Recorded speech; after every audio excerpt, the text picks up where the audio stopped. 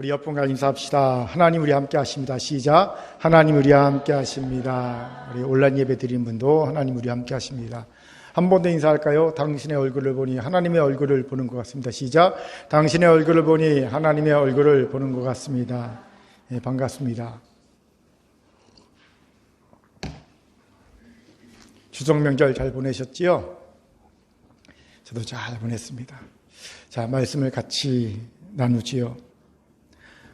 나치가 막강한 힘을 휘두르던 시대에 예수 그리스도를 따르기 위해 몸부림쳤던 독일의 신학자 디트리 보네포 목사가 있습니다.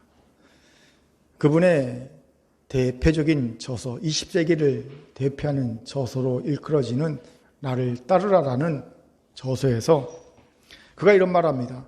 진정한 그리스도인이라면 공통적으로 경험하는 첫 번째 부르심이 있다.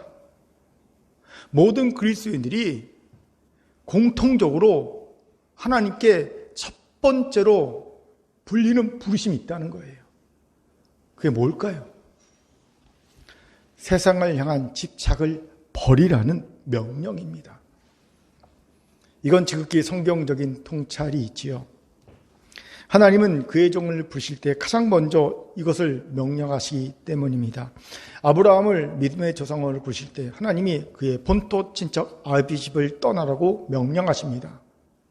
집착을 버리라는 거예요. 세상의 집착을 버리라는 명령이죠. 첫 번째 부르심 명령이었습니다. 하나님이 모세를 호렙산 떨기나무에서 부르실 때도 내 발에 신을 벗으라라고 명령하십니다. 신을 벗는다는 것은 권리의 포기입니다. 즉 모세에게도 동일하게 세상의 것에 대한 집착을 버리라는 명령을 첫 번째 부르심으로 했습니다. 결정적으로 예수님께서도 제자들을 향해 아무든지 나를 따라오려거든 자기를 부인하고 날마다 자기 십자가를 지고 나를 쫓을 것이니라 말씀하십니다. 여기서 자기 부인의 명령은 세상을 향한 집착을 버리라는 뜻의 명령입니다. 그렇기에 예수 그리스도를 따르는 진정한 제자가 되고 싶으십니까? 가장 먼저 세상을 향한 집착을 버리라는 명령을 듣고 그 명령에 순종해야 합니다. 그런데 우리 현실은 그렇지 않지요. 우리는 분명 그리스도 예수의 제자라는 이름을 걸고 삽니다. 하지만 여전히 세상을 향한 집착을 움켜쥔 채 살고 있지요. 그 증거가 무엇인지 아십니까? 마음의 평강이 깨진 불편한 마음을 가지고 산다는 거예요. 우리가 왜 마음의 평강을 잃어버리고 불편한 마음으로 살아가는지 아세요? 여러 이유가 있을 수 있겠지요. 하지만 대체로 내 뜻대로 안 되기 때문입니다. 남편이, 아내가, 자식이, 부모가, 물질이, 일이, 상황이 내 뜻대로 안 될 때 우리는 마음이 불편해집니다. 즉 내가 통제하지 못하게 될 때, 내 마음대로 통제가 안 될 때 불편해지는 거예요. 평강이 깨지는 겁니다. 그런데 통제의 욕구는 집착과 직결된 욕구입니다. 집착하면 우리는 그 모든 것을 내 뜻대로 통제하고 싶어 하기 때문이지요. 애인에게 집착한 사람이 애인의 모든 것을 다 통제하려고 하듯이 말입니다. 한 남성이 이런 하소연하더라고요. 연상의 여성과 사귀고 있는데 이 연상의 여성이 자신의 모든 것을 통제하려고 한다는 거예요. 심지어는요, 이 남성이 미술을 배우고 싶어서 미술학원에 다니려고 해도 결사 반대하는 거예요. 이유는요, 미술학원에 다니면 자신의 통제를 벗어날 수 있다는 거예요. 불안한 겁니다. 그래서 결사 반대하는 거더라고요. 결국 이 남성이요, 이별을 선언하는 것을 볼 수 있었습니다. 이것이 집착의 가장 큰 특징 중 하나입니다. 사람에 대한 집착이든 사랑에 대한 집착이든 물질에 대한 집착이든 자신에 대한 집착이든 생명에 대한 집착이든 명예에 대한 집착이든 권력에 대한 집착이든 지위에 대한 집착이든 모든 종류의 집착에는요, 내 뜻대로 통제하고 싶다는 통제욕구가 깔려 있습니다. 그런데 우리도 얼마나 모든 것을 내 뜻대로 통제하고 싶어 합니까? 우리도 그렇잖아요. 내 가족을 내 뜻대로 통제하고 싶어 하고, 내 사업을, 내 회사를, 내 주변의 모든 것을 내 뜻대로 통제하고 싶어 하지 않습니까? 우리도 여전히 강력한 집착 중에 있다는 증거입니다. 여기에서 이런 의구심이 들 수 있습니다. 목사님, 인간다운 삶, 행복한 삶을 살려면 어느 정도는 내 뜻대로 통제해야만 하는 것이 아닌가요? 여기에서 큰 오해가 있지요. 그냥 일반인이라면 그래도 됩니다. 그런데 우리는 그리스도 예수를 나의 주님으로 모시고 사는 그리스도 예수의 사람 아닙니까? 이런 이들이 내 뜻대로 살면 되냐는 것이 안 됩니다. 우리에게는요, 오직 주님의 뜻만이 오롯하게 드러나야 합니다. 그런 이들이 그리스도 예수의 제자고 주님의 사람들입니다. 그러니 세상에 대한 집착을 가지고는 결코 예수 그리스도의 제자가 될 수 없고 살 수 없는 겁니다. 그래서 집착은 버려야 합니다. 그럴 때 비로소 예수 그리스도의 제자로서 첫 발걸음을 떼는 거예요, 여러분. 제자의 첫 발걸음은요, 세상 것에 대한 집착을 버릴 때 비로소 떼어지는 겁니다. 교회를 다니고 예배를 드리고 그래서 제자가 되는 게 아니라 세상 것에 대한 집착을 버리고 그때 비로소 한 걸음이 떼어지는 거예요, 제자의 삶이. 사랑하는 금교회 성도 여러분, 오늘 우리의 마음에 평강이 사라지게 하고 불편한 마음을 가지게 하는 가장 큰 원흉인 집착을 발견하시기 바랍니다. 있어요, 다들. 그리고 그 집착을 그리스도 예수 안에서 버립시다. 이 은혜가 우리 모두에게 있기를 주의 이름으로 축원합니다. 아멘. 자, 옆분과 웃으면서 인사합시다. 집착을 버려야 제자의 첫걸음이 떼어집니다. 시작. 집착을 버려야 제자의 첫걸음이 떼어집니다. 이런 우리에게 본문이 주는 통찰이 귀하지요. 내용은 이렇습니다.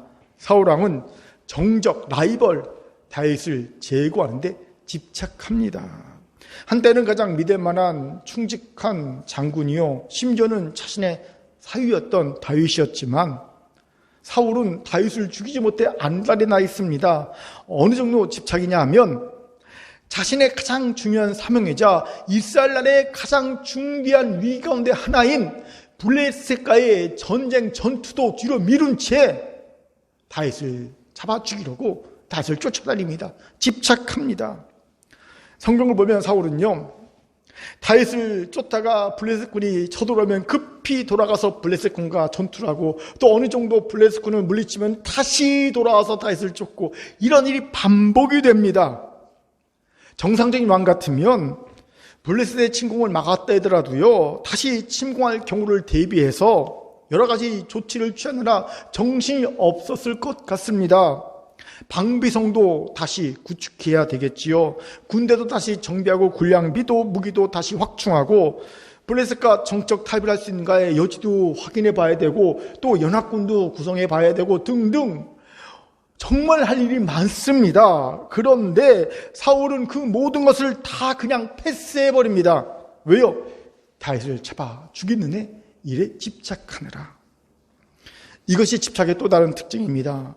집착하게 되면 일상의 정상적인 삶이 불가능해집니다. 내 모든 에너지와 시간을요, 집착하는 대상에게 올인하게 되어 있습니다. 그래서 다른 것에 에너지와 시간을 쓸 여력이 없습니다. 이러니 정상적인 삶이 불가능해지는 겁니다.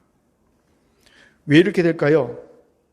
내 뜻대로 안 되면 불안해서 견딜 수가 없어요. 집착하게 되면. 이것도 집착의 큰 특징 중에 하나이지요. 집착은 집착의 대상에게 내 에너지와 시간을 쏟아부으면 쏟아부을수록요, 평안해지는 게 아니라 더 불안해집니다. 저는 이런 20생 친구를 본 적이 있습니다. 공부를 아주 잘해요. 당연히 공부에 올인했어요. 올인하니까 잘하게 되겠지요. 그런데 그렇게 공부에 집착하고 올인하면서도 불구하고 항상 불안해서 견딜 수 없어요.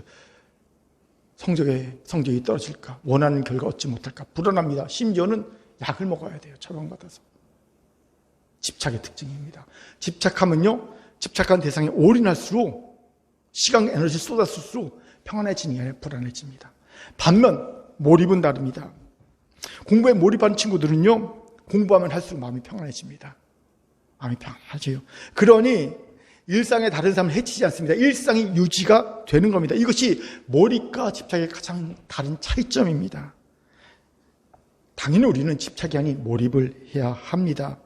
그런데 본문의 사울은 안타깝게도 집착을 하지요. 그래서 그는 하나님이 맡겨주신 이스라엘의 왕의 귀한 사명을 해치고 있어요. 망치고 있습니다. 이런 사울의 모습을 하나님이, 그 사랑의 하나님이 방관하실 리가 있겠습니까? 어림도 없지요. 결국 그러실 분이 아닙니다.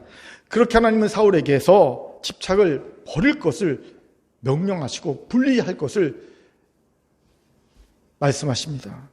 무슨 말입니까? 같이 본문 27절에서 28절을 읽도록 하겠습니다. 27, 28절 같이 읽지요? 시작! 전령이 와서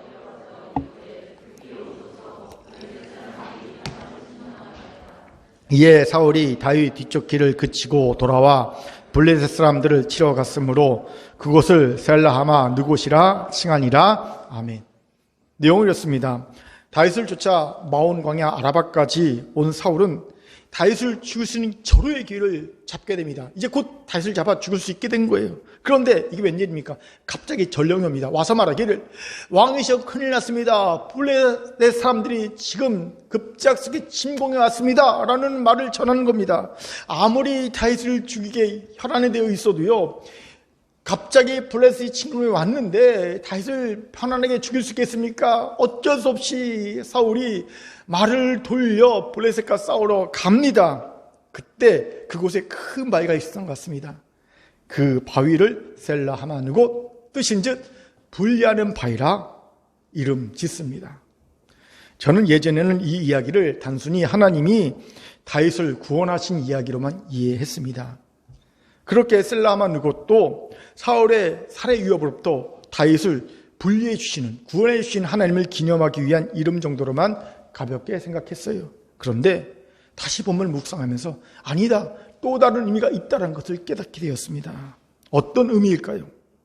사울을 집착으로부터 분리시키시는, 벗어나게 하시기 위한 하나님의 명령, 경고의 의미였다는 거지요. 그렇습니다. 하나님은 단지 다윗만 사랑하신 분이 아니셨습니다. 하나님은 사울도 여전히 사랑하고 계셨습니다.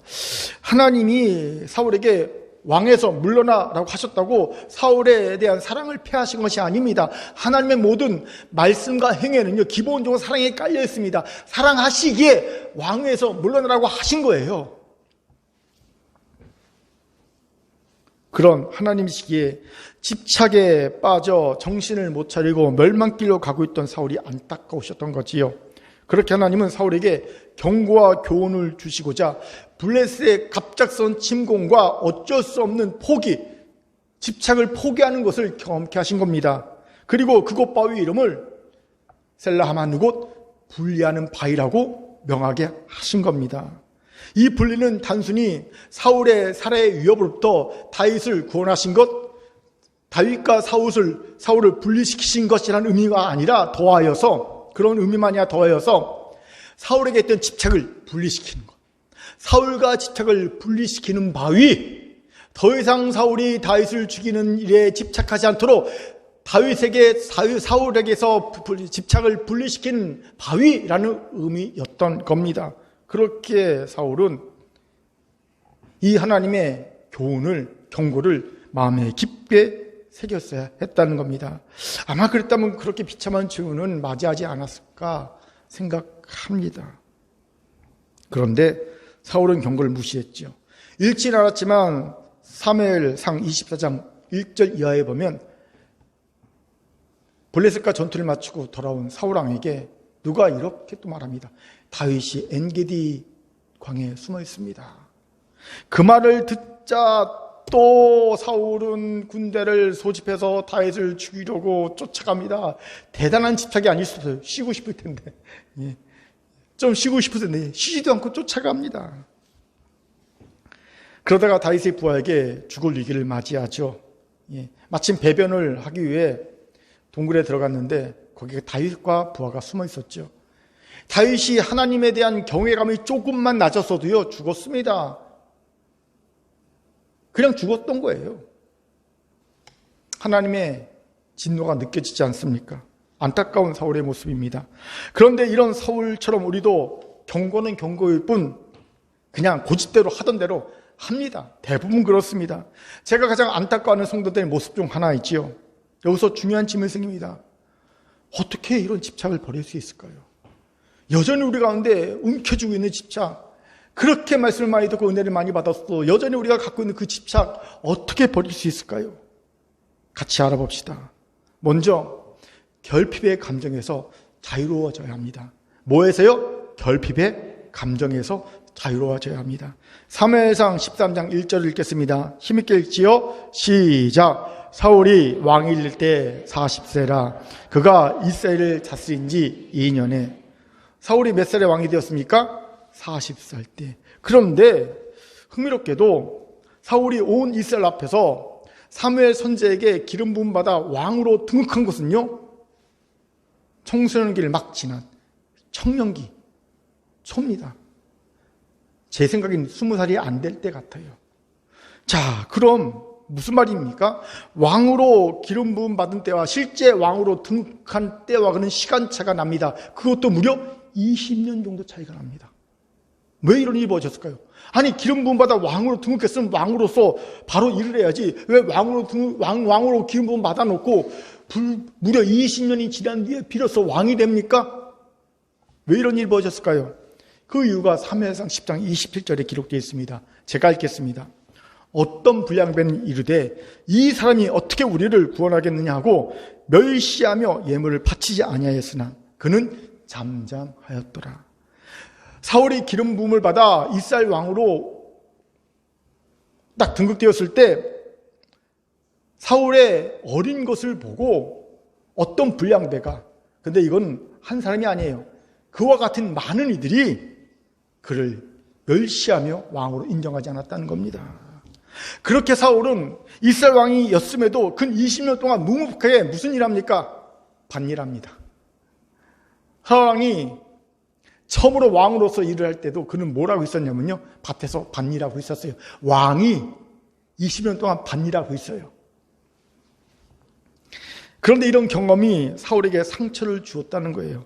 27절에 보면 사울은 잠잠하였다라고 기록하고 있지만 히브리어 단어는요 다릅니다. 이게 히브리어 단어가 하라쉬인데요, 하라쉬에게는요 잠잠하다는 뜻도 있어요. 그런데 기본 뜻이, 하라쉬의 기본 뜻은요 새기다라, 새기다. 날카로운 철끝으로 돌에 새기듯이 새기는 겁니다. 즉 사울은요 원망과 불평, 항의의 말은 하지 않았어요. 그는 입을 다물었어요. 하지만 이 모든 것을 마음에 새겼습니다. 바로 인정받지 못한 상처, 억울한 마음, 이런 결핍의 감정을 잊지 않고 새겨둔 겁니다. 그리고 그 결핍의 감정이 결국 사람들에 대한 인정에 대한 집착, 인정욕구, 인정에 대한 집착, 인정받고 싶어? 집착, 그리고 왕위에 대한 집착, 왕으로서 끝까지 버텨야 돼, 왕위에 대한 집착, 더 나아가 라이벌인 다윗을 죽이는 것에 대한 집착으로 이어지고 있음을 보게 됐지요. 이것에 주목합시다. 집착에 쉽게 빠지는 이들을 보면 처리하지 못한 결핍의 감정이 있음을 봅니다. 족장의 권리에 집착했던 야곱을 보십시오. 그는 족장의 권리를 얻기 위해 그 유명한 팥죽 사기 사건을 저지르고요, 눈이 안 좋은, 눈이 거의 멀다시피 한 아버지 이삭을 속입니다. 자신이 형 에서인 것처럼 속여서 형 에서가 받을 축복권을 가로채지 않습니까? 족장 권리에 대한 집착이 야곱에게 있어요. 그런데 이런 야곱에게도요 처리하지 못한 결핍의 감정이 있었음을 봅니다. 무엇일까요? 아버지 이삭의 사랑입니다.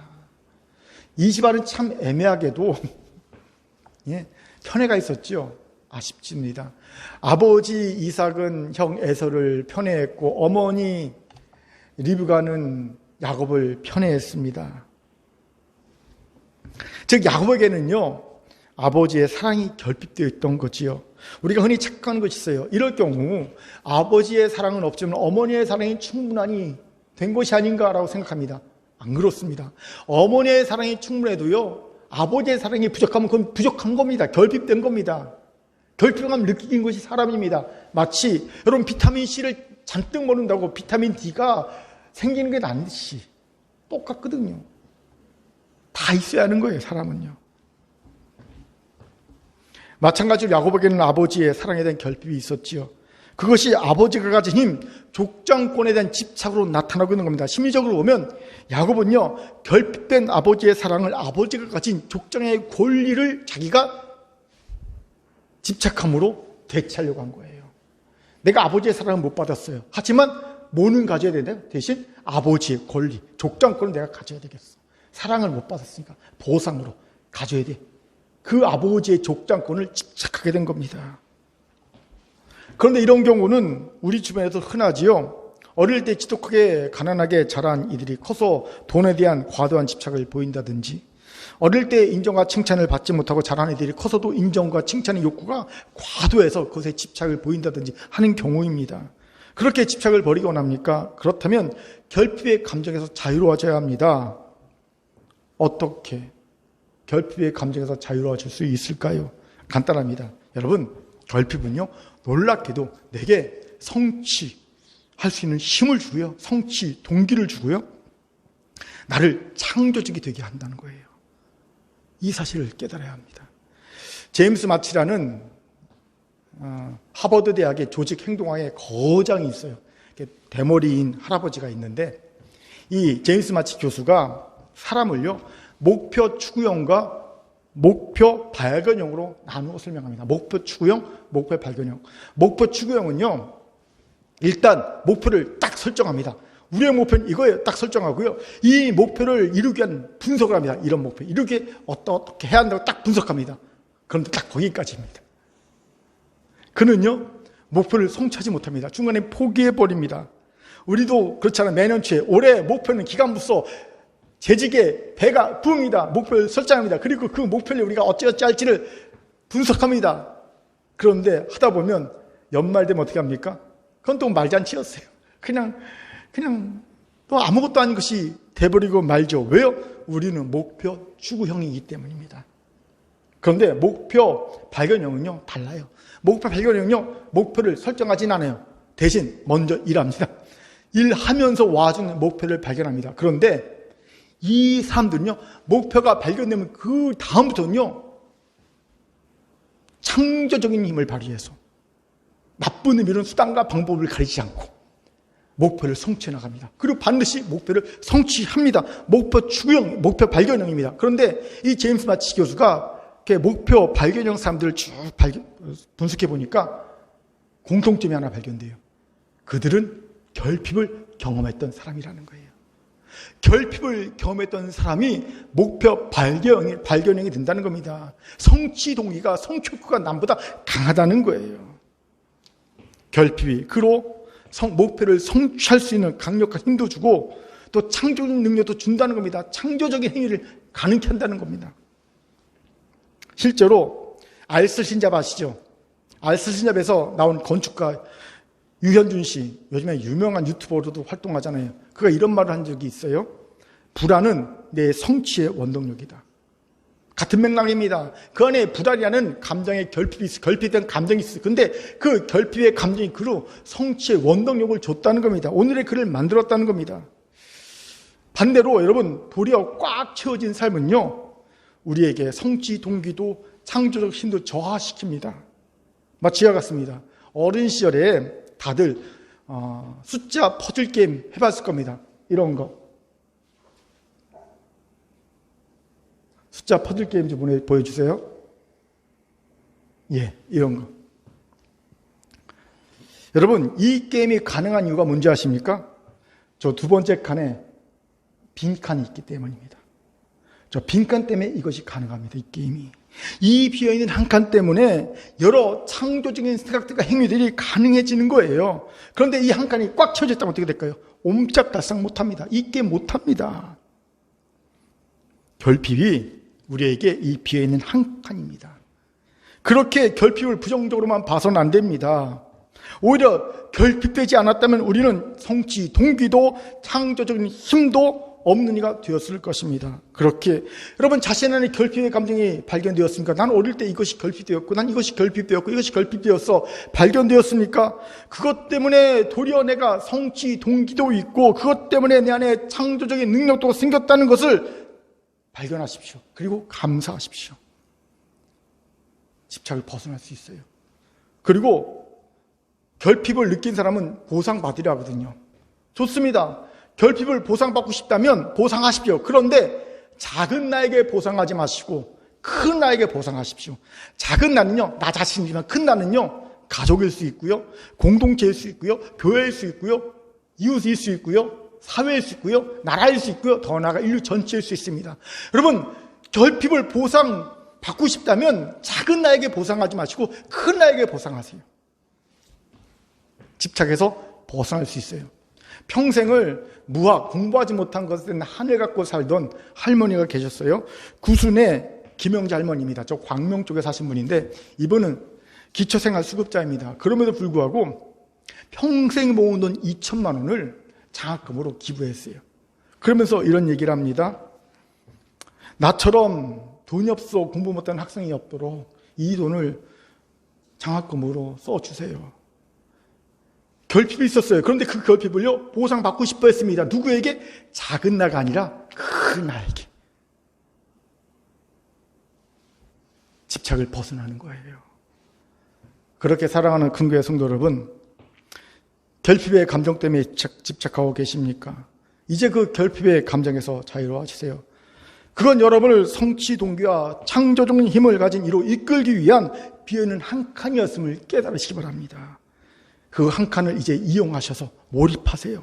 그리고 작은 나가 아닌 큰 나에게 보상해 주세요. 비로소 집착에서 벗어나 그리스도 예수의 제자로 한 걸음을 떼는 우리 모두가 될 줄 믿습니다. 아멘. 자, 길지만 따라합시다. 결핍은 비어있는 한 칸입니다. 시작. 결핍은 비어있는 한 칸입니다. 옆분과 인사합시다. 몰입하여 더 큰 나에게 보상합시다. 시작. 몰입하여 더 큰 나에게 보상합시다. 둘째, 집착을 버리려면 하나님이 주신 사명을 잊지 말아야 합니다.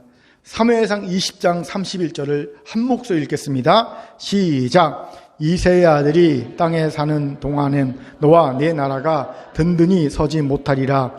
그런즉 이제 사람을 보내어 그를 내게로 끌어오라. 그는 죽어야 할 자인이라 한지라. 아멘. 31절은 사울 앞에서 아들 요나단이 다윗을 옹호하자 분노한 사울왕이 요나단을 질책하면서 심지어는 죽이려 하죠. 그러면서 한 말입니다. 여기에 의미 있는 말이 나오죠. 바로 너와 내 나라라는 말입니다. 사울은 자신이 다윗을 죽이려고 한 이유가 자신의 결핍 때문만은 아니라고 말하는 거예요. 뭐 때문에? 너에게 이 나라를 물려주려고 내가 다윗을 죽이려는 거야 라고 말하고 있는 거예요. 그런데 이것이 얼마나 잘못된 생각입니까? 왜요?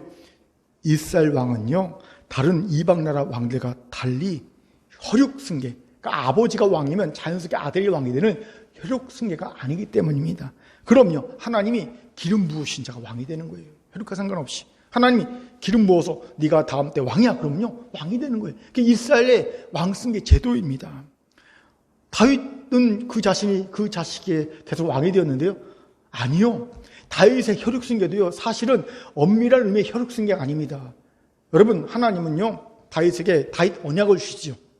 다윗 언약의 핵심 내용이 뭡니까? 내 후손으로, 내 혈육으로 왕이 되게 해주시겠다는 거예요. 그게 다윗 언약의 핵심입니다. 그런데 여러분 생각해 보세요. 이방 나라 같으면 이런 약속을 해줄 필요가 있습니까? 없어요. 그냥 내가 왕이면 자연스럽게 내 아들이 왕이 되는 거예요. 이런 약속이 필요 없습니다. 이방 나라 같으면. 그런데 하나님은 다윗에게는 다윗 언약이라고 이 약속해 주시면 네 혈육으로 왕이 되게 해줄 거야. 무슨 의미입니까?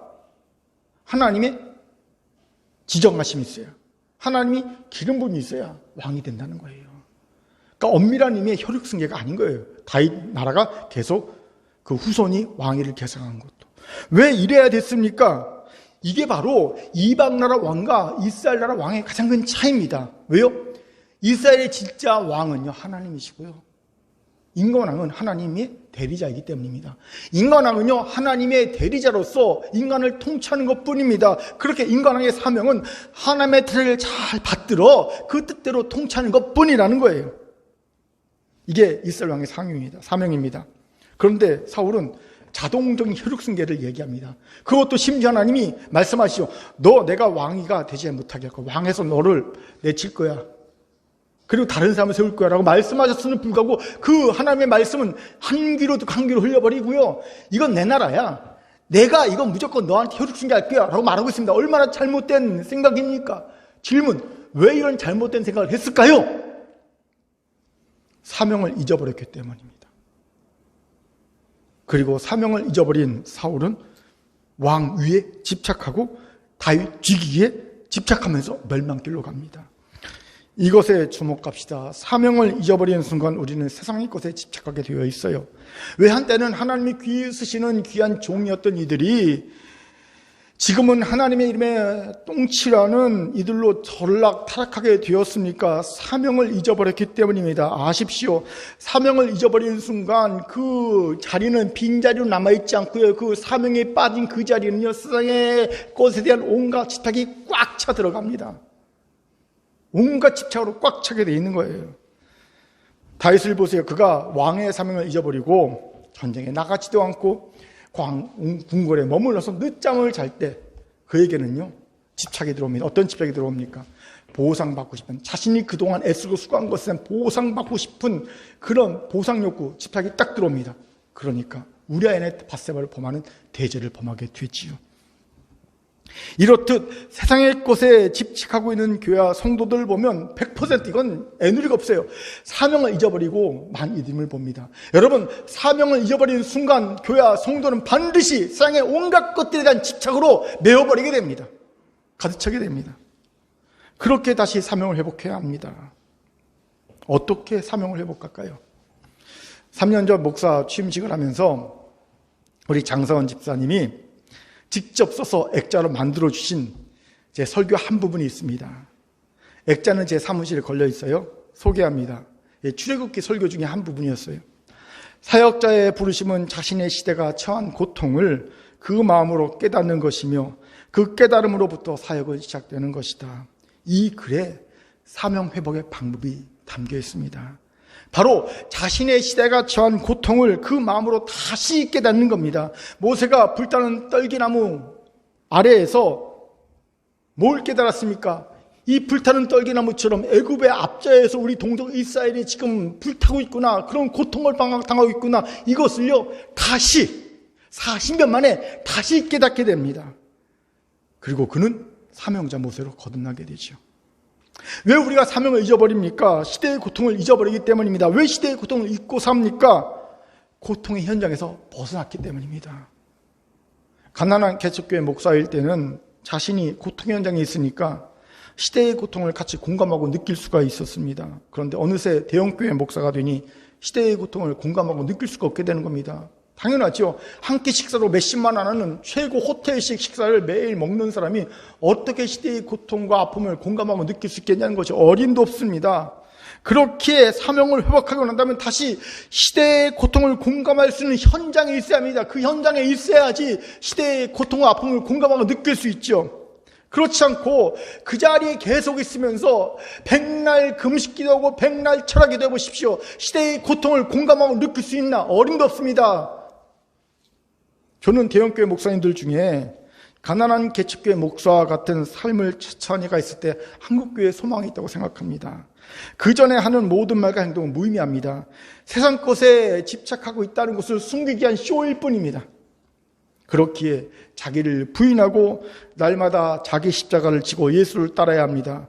그래야 사명을 잊지 않고 잊었던 사명도 회복됩니다. 이것이 안 되면 반드시 사명을 잊어버리게 됩니다. 그런데 여기서 놓치지 말아야 할 것이 있어요. 이런 자기 부인과 십자가를 지고 날마다 자기를 부인하며 예수를 따르는 삶은 의무감이나 강제적으로 할 수 없다는 거예요. 여러분, 의무감 팍팍 심어주고 강제력을 동원해서 이 길 가게 해보십시오. 되나? 절대 안 됩니다. 안 돼요. 얼마간은 하는 척하다가 다 포기해버립니다. 대신 사랑이 이것을 가르게 합니다. 사명을 잃어버린 베드로를 예수님께서 어떻게 다시 사명을 회복시켜주고 계십니까? 사랑의 회복이었습니다. 요한의 아들 시몬아, 내가 다른 사람들보다 나를 더 사랑하느냐? 3번이나 질문을 하십니다. 베드로 당황했을 겁니다. 이 질문의 목적이 뭔지 아세요? 난 너랑 사랑하고 싶어. 응? 당신 나 사랑해? 이 말은 무슨 뜻이에요? 나 당신과 다시 사랑하고 싶어. 이런 말 아닙니까? 베드로는 상상하지도 못했습니다. 감히 나 같은 존재가 어떻게 다시 예수님과 사랑의 관계를 맺어? 상상할 수 없어. 그런데 예수님이 3번이나 묻습니다. 내가 너 사랑하고 싶어. 다시 사랑의 관계 맺고 싶어. 베드로야, 너 나 사랑해? 다른 사람보다? 이 놀라운 예수님의 사랑에 베드로가 감격합니다. 그리고 말하죠. 울며 고백합니다. 주님, 내가 주를 사랑한 줄 주께서 아시나이다. 베드로가 울며 감동적으로 고백합니다. 그때 예수님 말씀하시죠. 내 양을 먹이라. 내 양을 치라. 베드로가 잃어버린 사명을 회복하는 순간입니다. 사랑입니다. 사랑의 회복이 사명을 회복시킵니다. 그렇게 의무감으로 강제적으로 자기를 부인하고 자식자가 지고 날마다 예수를 쫓을 생각은 꿈도 꾸지 마십시오. 할 수도 없고 해서도 안 됩니다. 의무감 때문에 누가 시켜서 억지로 사명 감당, 아이고 해서 안 됩니다. 할 수도 없습니다. 오직 예수의 사랑을 그냥 그저 받아들이세요. 감히 나는 예수와 사랑의 관계를 맺을 존재가 아니잖아요. 얼마나 많이 배반했습니까? 얼마나 많이 내쫓았습니까? 그냥 배신의 칼을 등에 많이 꽂았죠. 그럼에도 여전히 나를 향해 사랑하고 싶어 말씀하시는 그 말로 안 되는 황당한 예수의 사랑의 고백을 그냥 받아들이는 거예요. 그냥 그 사랑의 고백을 그냥 받아들이고 나도 주를 사랑합니다. 고백하는 겁니다. 사랑이 회복되는 겁니다. 그러면 사명이 회복됩니다. 우리도 기쁘게 날마다 나를 부인하고 십자가를 지고 예수를 따르는 참 제자가 될 수 있는 겁니다. 그렇게 자연스럽게 그 길을 가다 보면 시대의 고통을 공감하게 됩니다. 느끼게 됩니다. 그 길 가운데서 이게 내 사명이구나 발견하게 됩니다. 그리고 그 사명을 이루는 자가 됩니다. 예수의 참된 제자의 삶이 시작되는 겁니다. 여러분, 사명을 발견하는 이에게 더 이상 세상 집착 있을 수 있습니까? 없습니다. 사명에 충만한 자는요, 세상에 집착이 있을 자리가 없어요. 올 수가 없습니다. 세상의 집착은 자연스럽게 떠나게 됩니다. 우리가 왜 세상의 것에 집착합니까? 사명을 잃어버렸기 때문입니다. 내가 이것도 있어야 되고 저것도 있어야 이것도 붙잡고 싶고 저것도 붙잡고 싶고, 이거는 사명을 잃어버리기 때문이에요. 사명을 되찾으면 집착을 버리게 됩니다.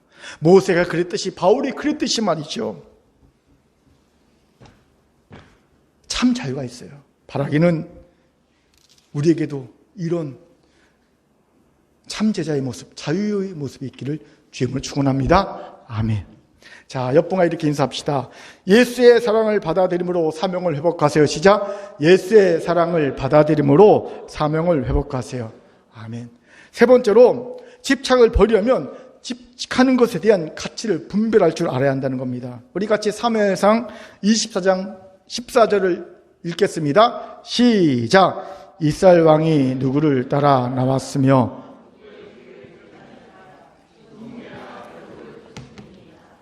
14절은 엔게디 동굴에서 사울을 죽일 수 있는 기회가 있었음에도 하나님을 경외하기에 죽이지 않은 다윗이 그 사실을 사울에게 알리면서 한 말입니다. 나 당신 죽이지 않았습니다. 말하면서 얘기하는 거죠. 내용인즉, 당신 나를 죽이려는 이 집착은 진짜 가치없는 일입니다. 왜 고귀한 이스라엘 왕이 이렇게 가치없는 일에 집착하고 매달립니까? 이런 내용인 거예요. 그렇습니다. 다윗을 죽이려는 사울의 집착은 정말 가치없는 일이었습니다. 두 가지 이유 때문입니다. 첫째, 다윗은요, 사울의 대적이 될 마음이 전혀 없어요.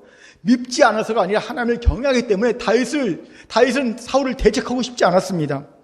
다윗은 하나님을 경외하기 때문에 인간적인 방법으로 사울 왕을 밀어내고 자신이 그 자리에 앉을 마음이 눈꼽만큼도 없었던 사람입니다.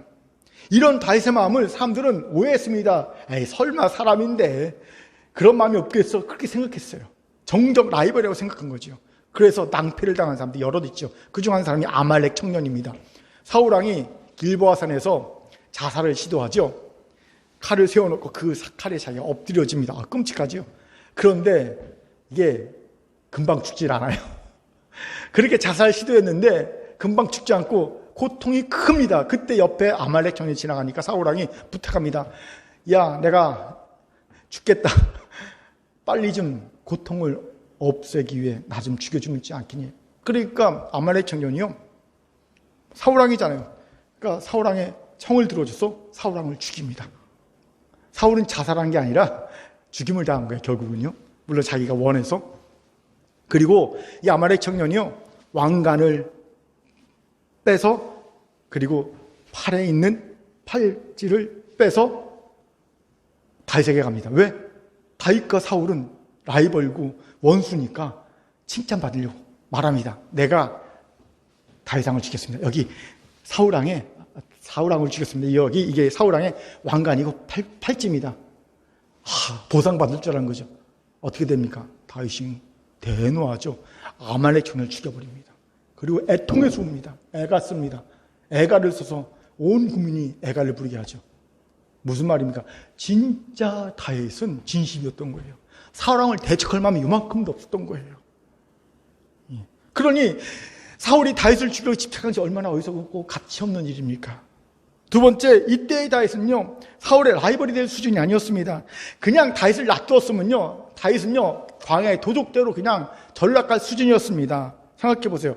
다윗이 피한 곳에 유다 광야죠. 왜 다윗이 유다 광야로 피했을까요? 왜 얘기했습니까? 유다 지파니까, 자기가. 유다 광야, 유다 지파의 땅으로 피하면 도움을 받을 수 있을까 싶어서. 그런데 도움 받았습니까? 아니요. 오히려 배신당했습니다. 어떻게 된 게 다윗이 숨은 곳을요, 사울이 정확히 알고 쫓아오지요. 이유가 뭘까요? 밀고자들이 있었어요. 누가 밀고 했을까요? 같은 유다 지파가. 그러니까 다윗은요, 같은 지파에게도 버림받은 정말로 믿을 때 한 군데 없는 그런 존재였습니다. 끈떨어진 연이었죠. 사울이 블레셋과의 전투도 방치한 채 다윗을 죽이려고 집착할 이유가 1도 없는 존재였던 거죠. 그런데 사울은 다윗에게 집착합니다. 그 결과 광야의 도적대로 전락할 뻔했던 다윗이 도리어 사울의 라이벌로 성장합니다. 마치 이와 같습니다. 이재명 경기도지사는 지금 추석 때 민심을 조사해 보니까 대권 주자 1위를 다투더라고요. 어느 기관에서는 1위, 지지율 1위, 어느 기관에서는 2위를 다투더라고요. 그런데 사실 오늘날의 이재명 경기도지사를 만든 것은요, 50%가 박근혜 대통령의 덕입니다. 그가 성남시라는 아주 조그만 시의 시장으로 있을 때, 정말 여러분, 진짜 작은 곳의 시장이잖아요. 대통령과 급이 다르죠. 하나는 헤비급, 하나는 경량급, 라이트급인데, 이재명 성남시장이 정부 시작과 반대되는 여러 가지 정책을 펼쳤죠. 그거를 박근혜 대통령이 견디지 못한 거예요. 눈꽃이도 견디지 못한 거예요. 그래서 계속 그냥 공격을 했죠. 죽이려고. 그리고 살려고 이재명 성남시장은 막 대들었고. 그러다 보니까 이재명 씨의 지지도가 대통령급이 된 거예요. 만약에 그냥 놔뒀으면요, 우리가 모르는 수많은 시장들 중에 하나였을 겁니다. 여러분, 안양시장 이름 압니까? 모르죠. 안양시장 이름 아는 사람 별로 없어요. 거의 없어요. 그렇게 됐을 거예요, 이재명 씨도. 그런데 대통령과 싸우다 보니까 인지도가 대통령급이 된 겁니다. 그래서 오늘의 이재명 씨를 키운 거는 50%가 박근혜 씨. 쫙 큰 겁니다. 똑같습니다. 다윗을 그냥 놔뒀으면요, 다윗은요, 광야의 도둑들이 전락했을 겁니다. 그런데 사울이 계속 다윗을 죽이기 집착합니다. 그러다 보니까 사울에 대해서 반감을 가진 이들이 다윗을 어떻게 인식하기 시작하냐면요, 사울 왕의 라이벌이다. 그리고 다윗에게 모이기 시작합니다. 아둘람군 공동체가 생긴 배경이에요. 사람들이 막 모인 거예요. 그러니 사울의 행동이 얼마나 자충수입니까? 어리석은 행동 아닙니까? 만약 이런 지각이 사울에게 있었다면 그는 다윗 죽이기에 집착하지 않았을 겁니다. 놔뒀을 겁니다. 그는 어쩌면 분리하는 바위의 교훈을 통해 이제 그만해야 되겠다, 더 이상 하면 안 되겠다 싶은 생각에 그만뒀을 겁니다. 그러면 설령 왕위는 물러나도 편안한 노후를 보내지 않았을까 혼자 생각해 봅니다. 이것에 주목합시다. 왜 우리가 집착합니까? 집착하는 것에 대한 가치평가를 잘못하기 때문입니다. 보통 집착하는 이들을 보면 집착한 대상을 과대평가해버립니다. 그런데 막상 집착하는 것이 사라지면 그때 깨닫게 됩니다. 사라지거든요. 없으면 죽을 것 같았는데 사라집니다. 사라지네? 그때 깨닫게 됩니다. 아, 그게 그렇게 대단한 게 아니었구나. 그때 비로소 알게 되는 거예요. 돈 대단할 줄 알았는데 돈 없어서 사라지네? 사람 대단할 줄 알았는데 사람 없어서 사라지네? 인기, 명예, 권세 대단할 줄 알았는데 없어서 사라지네? 아, 그게 대단한 게 아니었구나 느껴지게 되는 거예요. 내가 과대평가했구나. 질문 생기죠. 그럼 왜 우리는 마치 그것이 없으면 죽을 것처럼 집착의 대상을 과대평가하고 말까요? 그리고 집착할까요? 우리가요, 남편도 아내도 자녀도 자식도 부모도 다 과대평가거든요, 사실은. 왜 과대평가할까요? 이에 대해 거짓말에 지나 자기 정당화에 심리학이라는 책에서 재미있는 통찰을 줍니다. 우리는 자기 합리화를 위해 집착의 대상을 과대평가한다는 거예요. 예를 들어 내가 돈에 집착합니다. 이런 내가 잘못되었다는 것을 스스로 인정하면 우린 불행해집니다. 나는 잘못하고 있어. 이걸 내가 스스로 인정하는 순간 나는 불행해져요. 정상적인 뇌는 우리가 불행한 쪽으로 절대 사고하지 않습니다. 그래서 정상적인 뇌는 우리를 보호하기 위해 우리도 모르는 사이에 핑계거리를 만들어줍니다. 그게 돈을 과대평가하게 만드는 거예요. 야, 돈이 살아가는데 얼마나 중요한데 돈 없어봐. 당장 사람들이 못 받아. 너 부모님 봤지? 돈 없어 고생하는 거. 너 그거 경험했잖아. 돈만큼 중요한 건 없어. 이렇게 자기 합리화, 자기 정당화, 변명, 피해거리를 우리 뇌가 만들어집니다. 뇌가 우리를 잘 속여요. 여러분, 뇌는요, 우리의 과거를 조작해서 속입니다. 어떤 사건을 속입니다. 뇌가 우리가 행복하게 하기 얼마나 많이 속이는지 몰라요. 우리가 우리의 뇌한테 제일 많이 속아요. 이러니 전두환 씨가 저렇게 당당한 거예요. 전두환 씨는요, 50의 업적을 과대 평가했어요.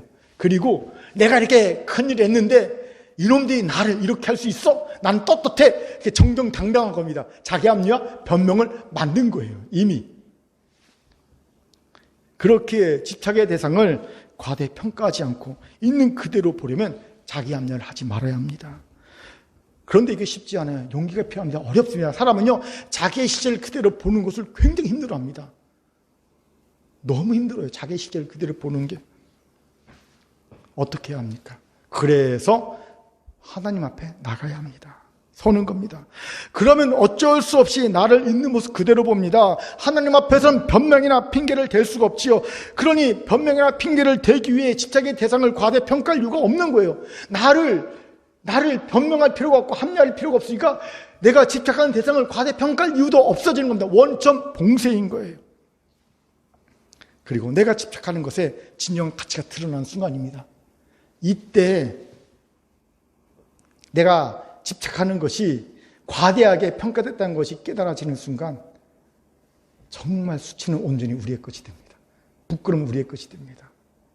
여러분, 사자개라고 아십니까? 사자개? 티베트산 개인데요, 이 깃털이 사자 깃털같이 있어요. 그래서 꼭 사자같이 생겼어요. 그래서 사자개라고 이름이 붙었어요. 이게 한때는요, 최소 수천만 원에서 최대 얼마까지? 20억까지 갔어요. 개 한 마리가 20억. 그래서 중국의 졸부들의 상징이었어요. 부자, 중국의 졸부 정도 되면 사자개 한 마리 정도는 키워야 된다는 거예요. 여러분, 수천만 원에서 20억까지. 한때 우리나라에도 그 재테크의 수단으로 사자개 키우는 사람이 있었어요. 개 한 마리가 20억까지 갈 수 있는데 개가 10마리만 낳아보십시오. 떼부자 되는 거 아닌가요? 사자개를 키웠어요. 그런데요, 5년 전에 중국의 도축시장에 20마리의 사자개가 중국동 30위안, 우리나라 돈은 5,400원에, 한 마리당 5,400원에, 그것도 샤브샤브용으로 나왔어요. 한때 20억까지 가던 개를 한 마리에 5,400원, 그것도 샤브샤브용으로 20마리가 나왔어요. 이유가 뭔지 아십니까? 시진핑 중국 수석이 부패를 척결한다고 하면서 부자 졸부들을 대상으로 그냥 칼을 쳤거든요. 그러면서 졸부들이 다 사자개를 내놓은 거예요. 안 키운 거예요. 그러다 보니까 사자개, 폭등했던 사자개의 그런 과대평가가 현실화된 겁니다. 사실은 20억짜리가 아니라 얼마짜리였어요? 5,400원, 30위안짜리였던 거예요. 사자개를 몇 억에 사서 키웠던 사람들 얼마나 가슴이 아플까요? 얼마나 속였을까요? 아마 죽을 것 같았을 겁니다. 그런데 우리가 이런 어리석음을 당하면 안 돼요. 내가 과대평가했던 것들이 사자개와 같은 평가를 받는 순간 그 부끄러움, 그 수치는 온전히 내 목이에요. 우리의 목이에요. 이런 어리석은 자가 되어서는 안 되지 않습니까? 그렇게 이제 내가 집착하고 있는 대상이 진짜 가치 있는 것이 온전히 분별할 수 있어야 합니다. 분별의 방법이 뭔지 아세요? 간단합니다. 하나님이 인정하시는가 칭찬하시는 것이에요. 아무리 세상이 인정해주고 칭찬해줘도 하나님이 아니다 그러면 그건 진짜 아닌 거예요. 가치 없는 겁니다. 그런데 세상이 인정과 칭찬을 해주지 않아도 하나님이 그거 괜찮아, 가치 있으면 그건 가치 있는 겁니다. 여러분 이것으로 분별하시기 바랍니다. 하나님이 인정하고 칭찬하신 것을 붙잡아야 합니다. 그것에 몰입해야 합니다. 아무리 세상이 좋다 칭찬하고 인정해줘도 하나님이 아니다는 것을 붙잡고 있는 건 집착입니다. 그러니 나중에 사자기의 주인같이 될 거예요. 그 부끄러움과 그 허망함은요, 이루 말할 수가 없습니다. 온전히 여러분이 책임져야 되는 겁니다. 그렇기에 오늘 분별하세요. 내가 지금 집착하고 있는 것, 그게 진짜 가치가 있는 것인가? 내가 붙잡고 있는 그 돈, 내가 붙잡고 있는 그 아들, 딸, 내 권세, 명예, 사업, 그 모든 것, 건강, 그게 진짜 집착할 대상이 되는가? 그거 한번 보세요. 하나님이 그거 진짜 인정하고 칭찬하시는가? 아니라 그러면 내려놓으셔야 됩니다. 하나님이 인정하고 칭찬한 그것만 붙잡으시는 겁니다. 그것만 몰입하는 겁니다. 이 지혜가 오늘 우리 가운데 있기를 바랍니다. 아멘. 옆분과 인사합시다. 가치평가를 제대로 합시다. 시작. 가치평가를 제대로 합시다. 이제 말씀을 마치죠. 저는 20살 때 하나님의 종으로 부르심을 받았습니다. 20살 초에. 그런데 이게 너무 당황스러워요. 하나님이 저를 부르셨는데 이걸 어떻게 처리해야 될지 몰라서 고민하다가 혼자 생각했습니다. 그래, 먼저 세상의 것에 대한 집착을 버려야 되겠다. 누가 가르쳐줘서 된 게 아니에요. 서두에 말한 보네포 목사님의 책을 읽어서 된 것도 아닙니다. 그냥 기도하다가 성령의 인도하심이 있었어요. 그래, 집착을 먼저 버려야 되겠다. 그래갖고요, 그때 생각한 것이 월요일부터 금요일까지 철야하면서 세상의 것들을 하나하나 버리기로 하는 거예요. 요즘같이 10시 반에 끝나는 철야가 아니라 온종일 밤을 새는, 새벽에 끝나는, 아침 6시까지 끝난 그런 철야였어요. 그걸 월요일부터 금요일까지 한 겁니다. 월요일에는 세상의 욕심 중에서 돈에 대한 욕심, 화요일에는 인간에 대한 욕심, 수요일에는 성공에 대한 욕심, 목요일에는 뭐에 대한 욕심, 그리고 맨 마지막 금요일은 내 생명에 대한 욕심 버리는 거 딱 계획을 잡아놓고 철야를 했어요. 새벽 6시까지. 그리고 또 내 일상적인 생활하고 또 저녁에 가서 10시쯤에 가서 또 새벽 6시까지 또 철야하고 그렇게 일주일 쭉 보냈어요. 그런데 월, 화, 수, 목까지는 기도가 잘 됐어요.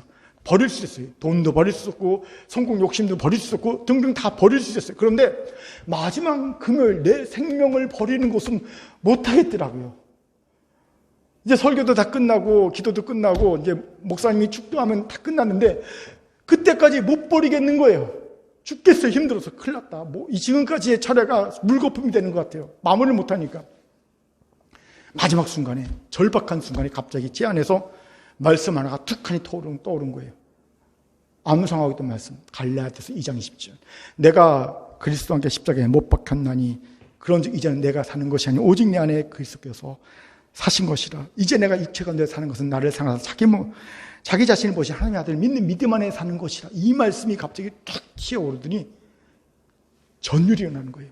깨달음이 있는 겁니다. 그래, 나는 이미 그리스도 예수와 함께 죽었잖아. 예수를 믿던 집이 죽었잖아. 나는 지금 이제 예수의 사람으로 새롭게 사는 거잖아. 아니, 이미 죽은 내가 왜 죽을 걸 걱정하지? 시체가 죽을 걸 걱정하는 거 봤어? 아니잖아. 이미 나는 죽었는데 왜 내가 죽는 거 벌벌 떨지? 여러분 그렇지 않아요? 공동묘지에 가십시오. 죽는 거 벌벌 떤 사람 있습니까? 코로나 벌벌 떱니까? 안 떨거든요. 죽었잖아요. 그냥 생각을 죽는 게 진짜 죽었잖아요. 그래 난 진짜 죽었어. 왜 죽은 내가 다시 죽는 거 벌벌 떠지? 웃긴다. 말도 안 되다. 깨달음이 오면서요. 자유로워졌어요. 고백했어요. 하나님 용서하여 주옵소서. 난 이미 죽었는데 또 내가 죽을 걸 벌벌 떨었네요. 그리고 생명에 대한 집착 내려놨어요.